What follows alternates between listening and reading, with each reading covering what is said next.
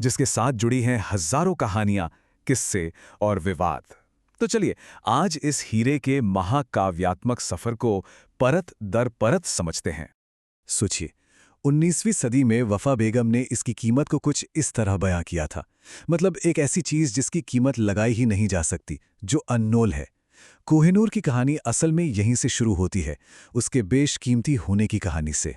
तो फिर सवाल ये उठता है कि आखिर इतना अनमोल हीरा एक भारतीय खदान से निकलकर ब्रिटिश क्राउन तक पहुंचा कैसे? चलिए इसके लगभग 700 साल लंबे और सच कहें तो काफी खूनी सफर को देखते हैं। एक ऐसा सफर जो ताकत, जीत और जाहिर है विवादों से भरा रहा है। अच्छा, तो सबसे पहले बात करते हैं इसकी उत्पत्ति की। क्योंकि देखिए, इस हीरे का जो इतिहास है ना, वो सच और कहानियों के धागों से बुना हुआ है।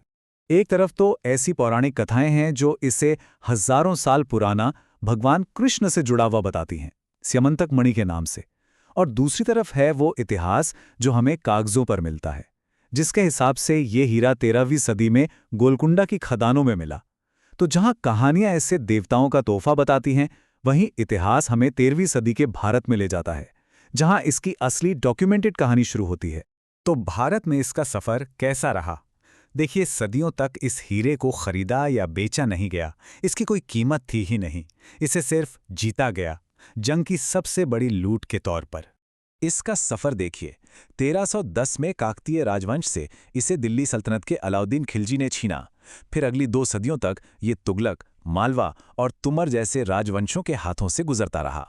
फिर 1526 में पानीपत की लड़ाई के बाद ये पहले मुगल सम्राट बाबर के हाथ लगा और फिर जाकर 1656 में शाहजहां ने इसे अपने मशहूर तख्ते ताऊस यानी मयूर सिंहासन में जड़वा दिया।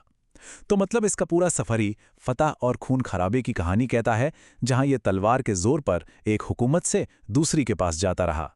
और जैसा मैंने कहा, मुगल बादशाह बाबर के हाथ ये आया और वही पहले इंसान थे जिन्होंने इसकी कीमत का अंदाजा लगाने की कोशिश की।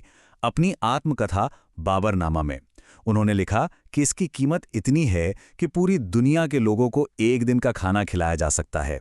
सोचिए क्या वैल्यू होगी। चलिए अब कहानी के उस हिस्से में चलते हैं जहां एक बड़ा नाटकीय मोड़ आता है। वो मोड़ जब इस हीरे को आखिरकार अपना वो मशहूर नाम मिला जिससे आज हम सब इसे जानते हैं। तो हुआ ये कि साल था 1739। मुगल सल्तनत अब कमजोर पड़ रही थी और इसी का फायदा उठाकर ईरान के शासक नादिर शाह ने दिल्ली पर हमला कर दिया। उसने मुगलों का पूरा खजाना लूट लिया, जिसमें वो मयूर सिंहासन भी शामिल था। और एक बार फिर ये हीरा सत्ता के इस खूनी खेल का सबसे बड़ा इनाम बन गया। लेकिन इस बार कहानी में एक ट्विस्ट था। कहते हैं कि मुगल बादशाह मोहम्मद शाह ने बड़ी चालाकी से हीरे को अपनी पगड़ी में छुपा लिया था, पर नादिर शाह को किसी तरह इसकी भनक लग गई, तो उसने जंग जीतने के बाद जश्न के तौर पर पगड़ियां बदलने की रस्म का प्रस्ताव रखा। अब मोहम्मद शाह मना भी नहीं कर सकते थे, और जैसे ही नादिर शाह ने वो पगड़ी खोली, हीरा छन से नीचे गिर पड़ा। कहते हैं उसे देखकर नादिर शाह के मुंह से निकला, कोए ए नूर। तो मतलब इस बार ये किसी जंग से नहीं बल्कि एक दिमागी चाल से हाथ बदला। और बस उसी पल इस पत्थर को वो नाम मिला जिससे आज पूरी दुनिया इसे जानती है, कोहिनूर, एक फारसी शब्द जिसका मतलब है रोशनी का पहाड़। और यहीं से इस हीरे के साथ एक और कहानी जुड़ गई, एक श्राप की कहानी। एक मान्यता बनने लगी कि ये हीरा जिस भी पुरुष शासक के पास जाता है, उसे पहले तो बेपनाह दौलत और शोहरत देता है और फिर उसकी बर्बादी का कारण बनता है। अब देखिए, बाबर, हुमायूं, शाहजहां, नादिर शाह, इन सब की जिंदगी का अंत बहुत हिंसक हुआ था। दिलचस्प बात यह है कि अकबर के पास यह हीरा कभी नहीं रहा और उनका शासनकाल मुगलों में सबसे कामयाब माना जाता है। खैर, नादिर शाह की भी हत्या हो गई और इस शाप की कहानी को और बल मिला। इसके बाद कोहिनूर ने एक नया सफर शुरू किया। भारत वापस आने से पहले ये हीरा पहुंचा अफगानिस्तान।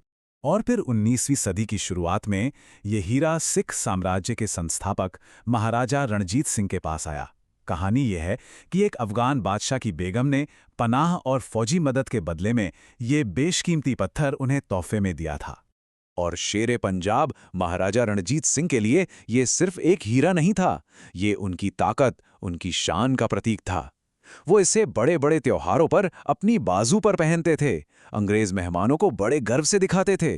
बल्कि वो तो इससे इतना जुड़े हुए थे कि कभी-कभी जंग के मैदान में भी इसे अपने साथ ले जाते थे।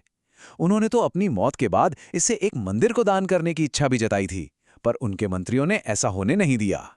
लेकिन 1839 में महाराजा रणजीत सिंह की मौत हो गई और उनके जाते ही पूरा सिख साम्राज्य अंदरूनी लड़ाइयों और साजिशों की वजह से बिखरने लगा, कमजोर पड़ गया। और इसी कमजोरी का फायदा अंग्रेजों ने उठाया। 1849 में पंजाब को अपने कब्जे में लेने के बाद उन्होंने महज 10 साल के महाराजा दलीप सिंह को लाहौर की संधि पर दस्तखत करने के लिए मजबूर किया। और इसी संधि के तहत कोहिनूर हमेशा के लिए हिंदुस्तान से दूर अंग्रेजों के पास चला गया। अच्छा, कोहिनूर की कहानी सिर्फ इसके मालिकों की नहीं है, बल्कि इसके लगातार घटते आकार की भी है। सोचिए, जब ये पहली बार मिला था तब ये 793 कैरेट का एक भीमकाय हीरा था, दुनिया का सबसे बड़ा। लेकिन फिर मुगलों के समय में, कहते हैं औरंगजेब के एक अनाड़ी जौहरी में इसकी कटिंग में गड़बड़ कर दी और ये घटकर सिर्फ 186 कैरेट का रह गया। और कहानी यहीं खत्म नहीं हुई। जब ये लंदन पहुंचा और लोगों को ज्यादा पसंद नहीं आया तो प्रिंस एल्बर्ट ने इसकी चमक बढ़ाने के लिए इसे यूरोपियन स्टाइल में फिर से कटवाया और तब जाकर इसका वजन और घटा और ये अपने आज के 105.6 कैरेट के साइज में आ गया। और अब याद है वो श्राप वाली बात कि ये पुरुष शासकों के लिए बदकिस्मती लाता है। ब्रिटिश शाही परिवार ने इस किंवदंती को काफी सीरियसली लिया। महारानी विक्टोरिया ने एक परंपरा शुरू की जो आज तक चली आ रही है कि कोहिनूर को सिर्फ और सिर्फ कोई महिला यानी रानी या राजा की पत्नी ही पहनेगी। लेकिन सोचिए, कहानी यहां खत्म नहीं होती। 19वीं सदी में ये हीरा ब्रिटेन चला गया, पर इसकी कहानी आज भी जिंदा है। आज ये सिर्फ एक हीरा नहीं है, बल्कि एक बड़ा अंतर्राष्ट्रीय विवाद बन चुका है। तो आज इस पर कौन कौन दावा कर रहा है? देखिए, एक तरफ है भारत जो कहता है कि हीरा यहीं से निकला था, यहीं का है। फिर है पाकिस्तान, जिसका तर्क है कि वो लाहौर में स्थित सिख साम्राज्य के उत्तराधिकारी हैं। अफगानिस्तान भी इस पर दावा करता है क्योंकि ये दुर्रानी राजवंश के ताज भी था। और ईरान का दावा नादिर शाह की जीत पर आधारित है। तो मतलब कम से कम 4 देश हैं जो इसे अपना बताते हैं। लेकिन ब्रिटिश सरकार का स्टैंड क्लियर है। वो इसे लाहौर संधि के तहत कानूनी तौर पर हासिल की गई अपनी विरासत मानते हैं और इस पर कोई बातचीत करने को तैयार नहीं है। तो आखिर कोहिनूर है क्या? जंग में जीती गई लूट, कूटनीति में दिया गया तोहफा या किसी देश का राष्ट्रीय खजाना? इसका पूरा सफर हमें इतिहास के